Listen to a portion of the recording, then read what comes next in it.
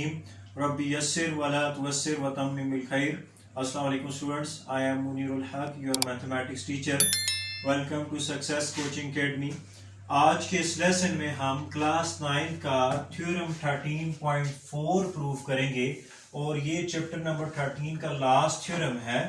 तो स्टेटमेंट देखते हैं थ्योरम की। कहते हैं कि from a point outside a line the perpendicular is the shortest distance from the point to the line.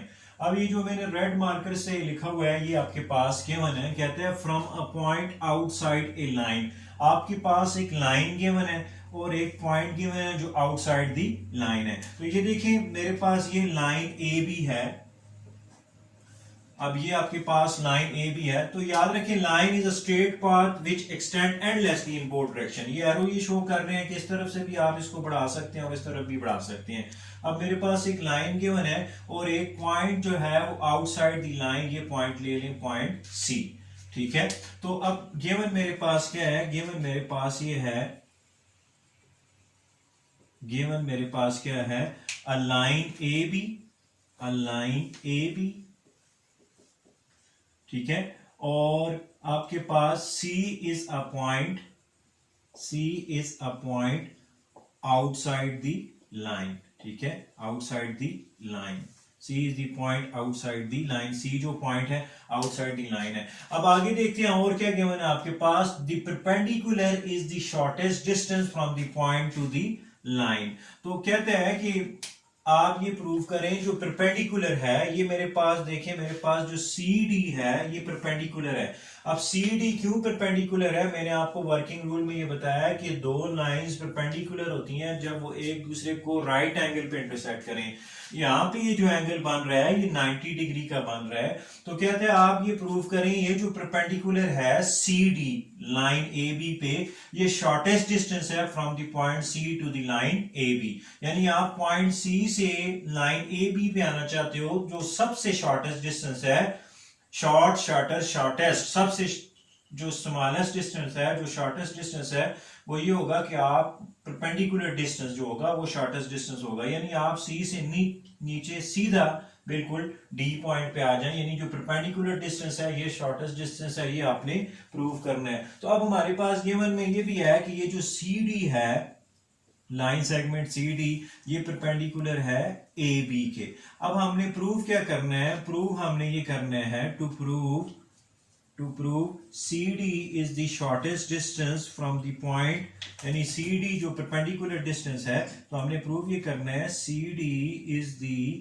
shortest, superlative degree है, short shorter shortest distance from the point C, from point C to line AB। ठीक है, ये हमने prove करना है। यानी हमें ये प्रूव करना है कि जो परपेंडिकुलर डिस्टेंस है ये शॉर्टेस्ट डिस्टेंस है from point C to the line. अब देखिए इस थ्योरम को प्रूव करने की एक टेक्निक है। वो टेक्निक ये है कि देखिए हमने ये प्रूव करना है कि सी डी शॉर्टेस्ट डिस्टेंस है। अगर मैं डी के अलावा कोई पॉइंट ले लूं, ठीक है, मैं डी के अलावा पॉइंट ई ले लूं या कोई भी पॉइंट ई ले लूं और मैं फिर सी और ई को आपस में अगर ज्वाइन कर लूं, ये देखिए मैं C और E को आपस में ज्वाइन करता हूं, ये मैंने C और E को आपस में ज्वाइन कर लिया। अगर अब मैं ये प्रूव करूं जो CE जो है वो ग्रेटर है CD से, ठीक है, यानी C से E तक जो डिस्टेंस है वो ज्यादा है C से D तक डिस्टेंस, तो ये मेरे पास प्रूफ हो जाएगा। क्योंकि E तो कोई भी आर्बिट्रेरी पॉइंट है, वो पॉइंट आप यहाँ पे लें, यहाँ पे लें, यहाँ पे लें, D के अलावा कहीं पे भी लें, तो वो अगर ग्रेटर आ जाता है सी डी से तो फिर ये प्रूफ हो जाएगा रिजल्ट जो शॉर्टेस्ट डिस्टेंस है वो परपेंडिकुलर डिस्टेंस सी डी ही है। तो अब ये इस तरह हम प्रूव करेंगे। तो कंस्ट्रक्शन में मैं ये लिखता हूं, कंस्ट्रक्शन आपके पास ये आएगा। कंस्ट्रक्शन में आपने क्या करना है? आपने take a point E, take a point E on line A B, join C to E to get triangle CDE। तो आपके पास ये ट्राइंगल बन जाता है, ट्राइंगल CDE। ठीक है, ये मेरे पास कंस्ट्रक्शन है। अब स्टेटमेंट्स और रीजन में जाते हैं, स्टेटमेंट्स और रीजन में हम जाते हैं, ठीक है। स्टेटमेंट्स और रीजन में मैं जाता हूं, तो स्टेटमेंट यहाँ पे लिखते हैं, यहाँ पे हम इसकी रीजन लिखेंगे, यानी ये प्रूफ की हेडिंग ऊपर देंगे हम, प्रूफ में आपके पास स्टेटमेंट्स और रीजन है। अब इस थ्योरम की अप्रोच ये है कि आपने पहली बात ये कि राइट एंगल ट्राइंगल बनानी है, वो हमने ऑलरेडी बना दिया है। राइट एंगल ट्राइंगल बनाएं, right angle form, right angle triangle, right angle triangle बनानी है। एक बात आपने ये याद रखनी है, और दूसरा ये कि राइट एंगल ट्राइंगल का रिजल्ट आपने इस्तेमाल करना है। वो रिजल्ट मैं आपको बताता हूँ कौन सा रिजल्ट होगा। राइट एंगल ट्राइंगल, जो राइट एंगल्ड ट्राइंगल है उसका आपने रिजल्ट इस्तेमाल करना है। और तीसरी आखिरी बात यह कि ट्राइंगल इनइक्वालिटी रिजल्ट यूज करना है, ट्राइंगल इनइक्वालिटी रिजल्ट यूज करना है। तो ये आपके पास 3 स्टेप्स हैं अप्रोच के, इनको आपने माइंड में रखना है। तो अब आप देखें कि ये जो मेरे पास CDE बन रही है, ये राइट एंगल ट्राइंगल बन रही है। अब हमें किस तरह पता चला ये राइट एंगल ट्राइंगल बन रही है? बिकॉज ये जो एंगल CDE है ये 90 डिग्री का है। 90 डिग्री का क्यों है? बिकॉज CD परपेंडिकुलर है AB पे, ये हमें गिवन है। तो 2 लाइंस परपेंडिकुलर होती तब है जब वो एक दूसरे को राइट एंगल पे इंटरसेक्ट करती हैं। तो अब मैं ये लिख सकता हूं, देखें, इन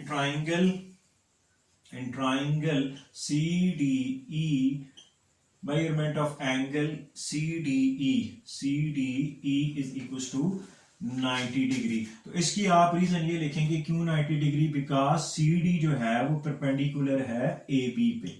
तो 2 लाइंस जब परपेंडिकुलर होती हैं तो जिस पॉइंट पे एंगल बन रहा होता है वो 90 डिग्री का बन रहा होता है। तो ये आपके पास 90 डिग्री का एंगल है।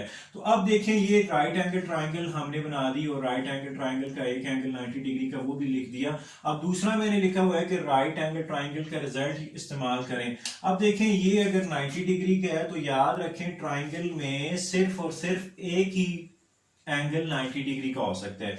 एक राइट एंगल ट्राइंगल है उसमें सिर्फ और सिर्फ एक ही एंगल 90 डिग्री का हो सकता है। उसकी रीजन ये है कि ट्राइंगल के तीनों एंगल का सम जो होता है वो 180 डिग्री होता है। जो ट्राइंगल के तीनों एंगल्स होते हैं, अब मैं यहाँ पे लिखता हूं angle C plus angle D plus angle E, इन तीनों का सम 180 डिग्री होगा, ये आप ध्यान में रखें। अब हमारे पास जिस तरह एंगल D 90 डिग्री आ गया तो बाकी ये दोनों 90 से छोटे होंगे, ठीक है। अगर ये 90 का होता है तो 90 प्लस 90 180 हो जाएगा, तो फिर एंगल E को क्या रखेंगे? तो इस वजह से किसी भी ट्राइंगल में सिर्फ और सिर्फ एक ही एंगल जो है वो आपके पास 90 डिग्री का हो सकता है, एक से ज्यादा 90 डिग्री के नहीं हो सकते। उसकी रीजन ये है कि ट्राइंगल के तीनों एंगल का सम 180 डिग्री होता है। तो ये एक एक्स्ट्रा बात थी। अब इसको यूज करते हैं, तो इट मीन्स कि फिर जो मेजरमेंट ऑफ एंगल CED है, CED वो लेस देन हो जाएगा 90 डिग्री।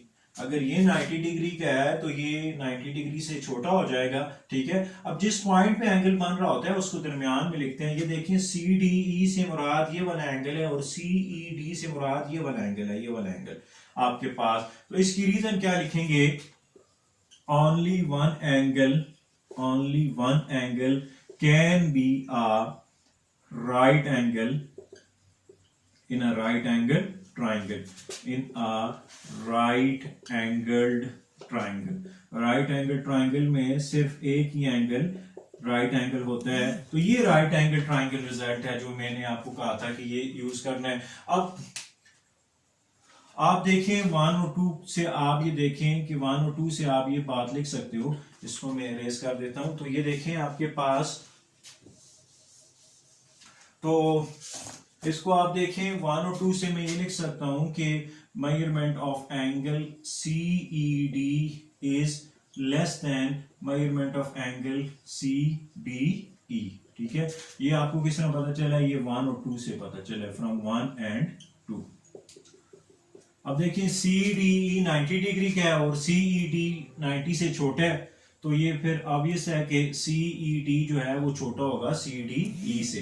तो अब आपके पास जो एंगल CED की अपोजिट साइड है वो भी छोटी होगी एंगल CDE के अपोजिट साइड से। तो ये ट्राइंगल इनइक्वालिटी रिजल्ट है। तो अब सीईडी के अपोजिट साइड आप देखें तो एंगल सीईडी के अपोजिट साइड वो बन रही है आपके पास सीडी, और ये छोटी होगी सीडीई की अपोजिट साइड, तो वो बन रही है आपके पास सीई, इससे छोटी होगी। तो ये ट्राइंगल इनइक्वालिटी रिजल्ट है। ट्राइंगल इनइक्वालिटी रिजल्ट ये कहता है कि अगर एक ट्राइंगल का एक एंगल दूसरे एंगल से बड़ा हो अगर, तो जो बड़े एंगल की अपोजिट साइड होगी वो बड़ी होगी किससे, छोटे एंगल की अपोजिट साइड से। या आप इसको इस तरह भी कह सकते हैं कि अगर एक ट्राइंगल का कोई भी एंगल दूसरे ट्राइंगल उसी ट्राइंगल के एंगल से छोटा हो, यानी एक ट्राइंगल का एंगल जो है वो दूसरे एंगल से छोटा हो, तो छोटे एंगल की जो अपोजिट साइड है वो भी छोटी होगी बड़े एंगल की अपोजिट साइड से। तो अब CD is less than CE, तो इसकी आप रीजन क्या लिखेंगे, side opposite to smaller angle is smaller, यानी जो स्मॉलर एंगल की अपोजिट साइड होती है वो भी स्मॉलर होती है। Side opposite to smaller angle is smaller, ठीक है। तो अब आप देखें तो हमने यही प्रूव करना था कि ये जो CD है बाकी तमाम डिस्टेंस से ये छोटा होगा। अब ये हमने CE कोई भी आर्बिट्रेरी पॉइंट लिया हुआ था, तो CD देखें उससे छोटा आ गया।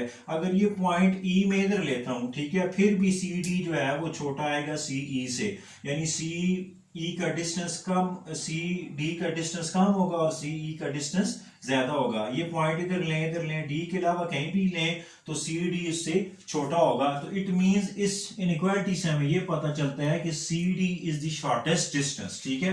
तो अब मैं ये लिखूंगा but E was any arbitrary point, E कोई भी आर्बिट्रेरी पॉइंट था, ठीक है। तो आर्बिट्रेरी पॉइंट था, तो आप अगर E की जगह यहां पे पॉइंट लेते हैं, यहां पे पॉइंट लेते हैं, यहां पे पॉइंट लेते हैं, उसके लिए भी ये रिजल्ट ट्रू आएगा कि CD उन पॉइंट से भी क्या होगा, छोटा होगा। यानी जो CD होगा वो लेस होगा अगर यहाँ पे आप इधर एक लाइन सेगमेंट खींच लेते हैं, उससे भी छोटा होगा। तो हैंस आप ये लिखेंगे, hence CD is the shortest distance from the point C to line AB। तो यही बात आपने प्रूव करनी थी कि ये जो CD है ये शॉर्टेस्ट डिस्टेंस है from the point C to the line AB। तो इस थ्योरम में एक दफा फिर मैं आपको ये बता दूं, आपने सिर्फ करना ये है कि आपने एक लाइन AB पे D के अलावा कोई भी पॉइंट लेना है और C को E के साथ ज्वाइन कर देना है। ज्वाइन करने के बाद आप जस्ट ये प्रूव करेंगे ये जो CE है ये ग्रेटर है CD से, या CD लेस है CE से। तो जब CD लेस प्रूव कर देंगे CE से, तो इट मींस कोई भी पॉइंट आप लें D के अलावा तो CD उससे छोटा ही आएगा। तो ये प्रूव हो जाएगा जो सबसे शॉर्टेस्ट डिस्टेंस है वो परपेंडिकुलर डिस्टेंस CDE है। तो इस तरह ये हमारे पास थ्योरम 13 पॉइंट प्रूफ होता है। तो इसमें किसी किस्म की आपको कोई कंफ्यूजन है तो आप कमेंट बॉक्स में मुझसे पूछ सकते हैं। बहुत शुक्रिया।